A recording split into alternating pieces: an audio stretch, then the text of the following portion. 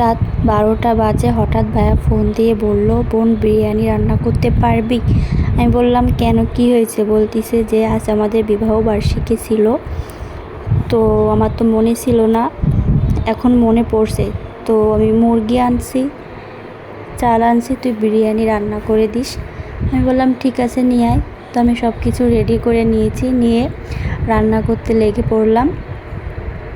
যেহেতু আজকে তাদের একটা স্পেশাল দিন ছিল, আর কি বোকা, ও তো ভুলেই গেছে। যাই হোক, লাস্টে মনে পড়ছে, একটা ছোটো দেখে কেক আনছে আর এগুলো বাজার করে আনলো। তো আমি রান্না করতে লেগে পড়লাম দ্রুত। মশলা কষিয়ে নিচ্ছি, মুরগি ভেজে নিয়েছি, নিয়ে মশলা কষিয়ে নিচ্ছি।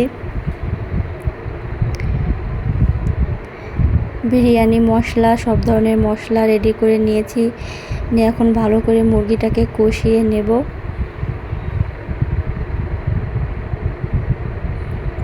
হঠাৎ করেই আয়োজনটা শুরু করলাম রাত 12টার সময়।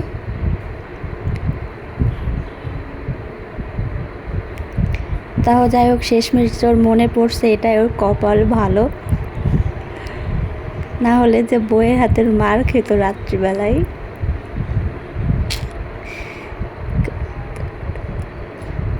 তো আমার মাংসটা রেডি করা হয়ে গেছে, এখন আমি পোলাও চালটা একটু ডালটা দিয়ে ভেজে নেব। খুবই সিম্পলভাবে রান্না করতেছি, যেহেতু অনেক রাত হয়ে গেছে, এখন হাতের ধারে যাই ছিল তাই দিয়ে বসিয়ে দিয়েছি। তো আমি আগে পোলাওটা রেডি করে নিচ্ছি। এখানে কাঁচা ঝাল, একটু মশলা, আদা রসুন বাটা সব দিয়েছি, দিয়ে ভালো করে ভাতটা রেডি করে নিয়েছি। হালকা পানি থাকতে মাংসগুলো দিয়ে ভালো করে মিক্স করে নেব।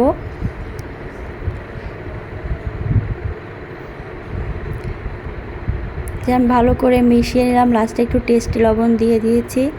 তো আমার বিরিয়ানি রেডি। খেতেও মাশাল্লাহ খুবই ভালো হয়েছিল।